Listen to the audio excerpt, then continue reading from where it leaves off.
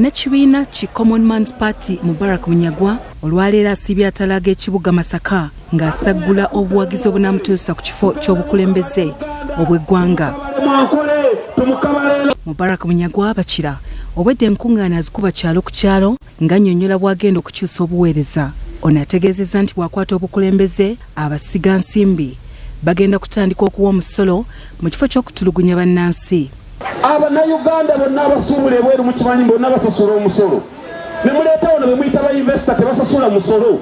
Investor najja n'atuuka n'okutembeeya ebintu nga bitembeza emmotoka bwe twogerako timwogera omukanga ba investor. Mu ngeri y'emu Munyagwa era asabye abakyala n'abavubuka okuba ku mwanjo mu kumuwagira kuba yamanyi ebibaluma.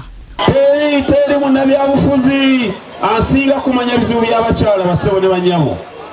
Basewo ne banyabo obuyinza obufuula pulezidenti w'eggwanga mwe mubulina. Ono agumizza abalowooza nti ab'oludda oluvuganya okujja abangi kyakuwa ali mu buyinza omwaganya n'agamba nti buli omu aliko ekitundu ky'agenda okuwangula olwo obuwanguzi bwa NRM bukendeere.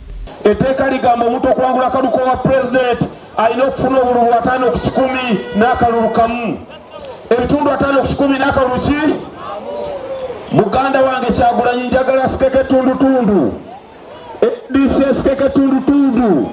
Common Man's Party naffe tukukumbeke tundu. Justin Birungi Kayembe ne Betty Namawanda, BBS Telefina agesigika.